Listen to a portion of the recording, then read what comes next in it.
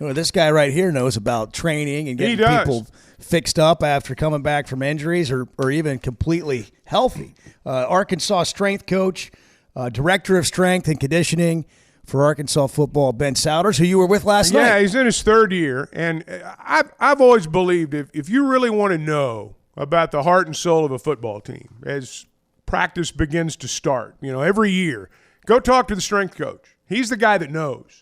He's the one that's with them every day. And, Coach, first off, welcome. It was good to see you last night. You said some things that got me excited about how this team conducted itself during the summer. How'd it go for all these guys? Yeah, good morning to you guys. Hope you're doing well. We are. We've had a really, really, really good summer. Probably the best summer that we've had since being here with Coach. And just the leadership, the accountability, the competitiveness between each other and the different position groups, and just the buy-in has just been really, really, really good, and the best that it's been since I've been here in year 3.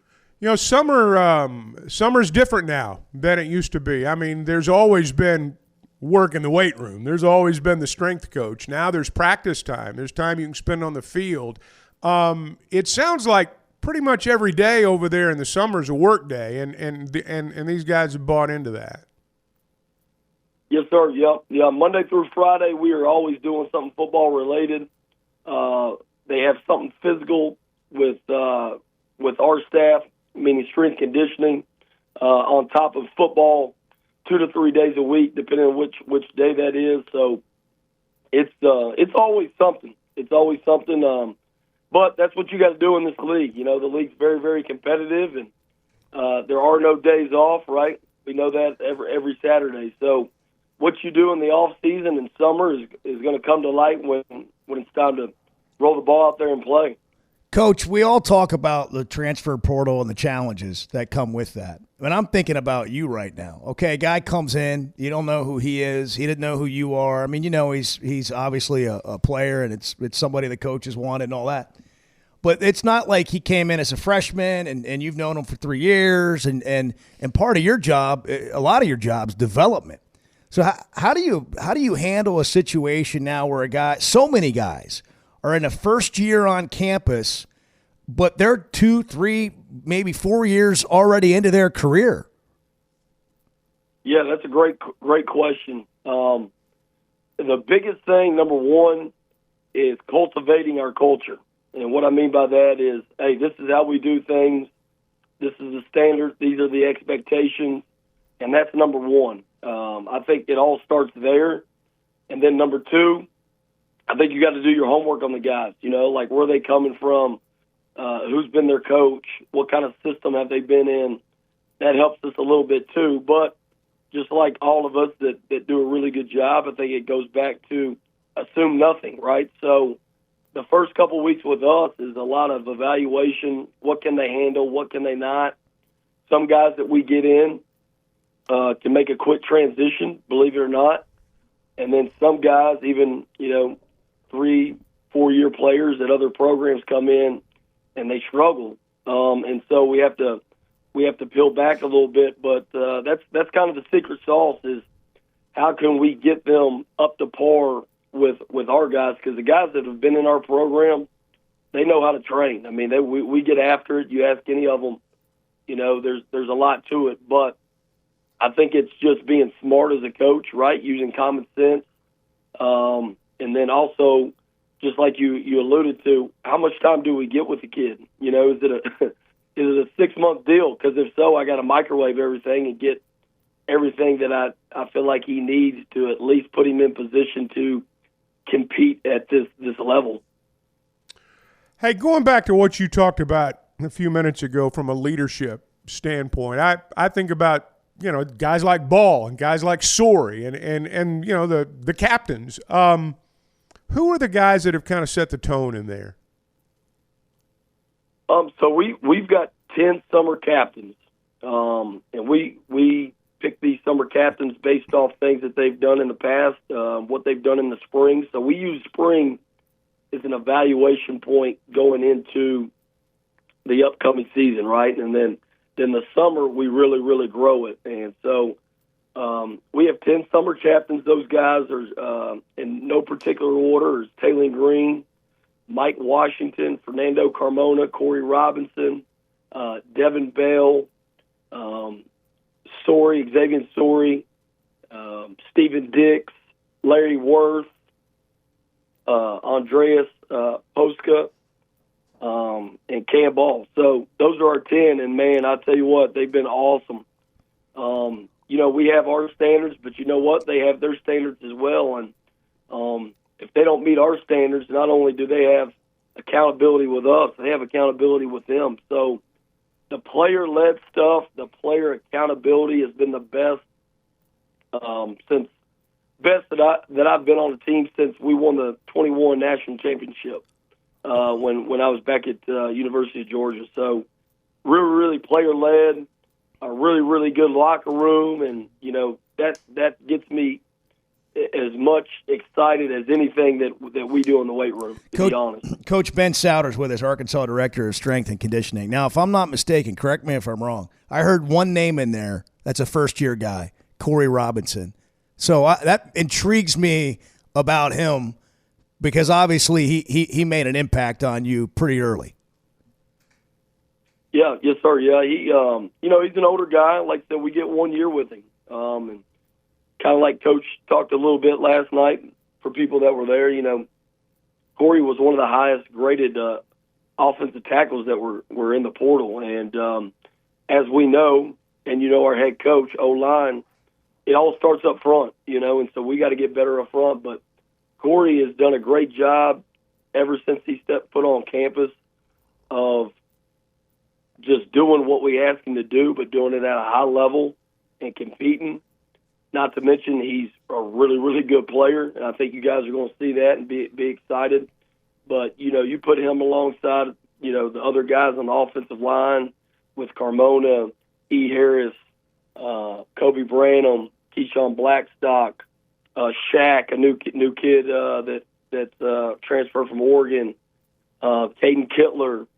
You can just go down the line, and we're excited about that group. But what he's done is, I'll be honest, for him to be a highly rated guy, he's just come in and he's just worked. He's worked, and that's what we're about here. You got to be able to work to be a Hog. You obviously deal, with a specialty of strength and conditioning, but you've been around the game, played the game, know the game. Are you able to get a sense of, and I'm going to use that term, football IQ, guys that are savvy about the game? Do you see evidence of that in what you do? Do you get a sense from them sometimes that, hey, this guy knows what he's doing? Yes, sir. Yeah, everybody thinking, well, depending on the knowledge of what people have on our field, but everybody, I think, sometimes think they hear the strength coach and it's like just weights. Right. And that's not necessarily the case. There's a lot that goes into it. Now, yes, we do lift weights, and we lift weights quite a bit, but there's a lot of field component. You know what I mean? And there's a lot of hand-eye coordination stuff that we do, and stuff that people, I guess, maybe not know that we do that gives us that. And, there's guys in here that may not be the best lifters, but once again, we don't take a squat rack, or we don't take dumbbells and put them out on the field, even though that is very important to get them stronger. But a lot of the field stuff that we do and incorporation with different drills, you see a lot of guys, you're like, that's why he's here. So once again, they're here to play football. Our job is to help develop them into being the best football player we can.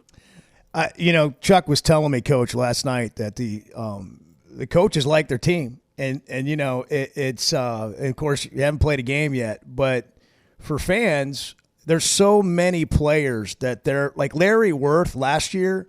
I mean, nobody knew who he was. He comes in and every game, he just gets better. This year, he's a leader, and you're excited to watch him play. And you're like, man, I'm glad he's back. But a year ago, you had no idea who he was. How do you feel about what you've seen this summer? If you were talking to fans, and I'm not asking you to set expectations, but for those of us that don't really know what's coming, how would you describe what you've seen all summer? Well, the biggest thing, once again, I would say is the accountability within each other. So why is that important? Because the standard is high, right? We all know that we need to win, but not only do we need to win, we want to win. That's why we show up and go to work every day. We want to make this fan base proud. You know, this is a very proudful state, as we all know. And but the kids, here's the thing about the kids: they love to compete.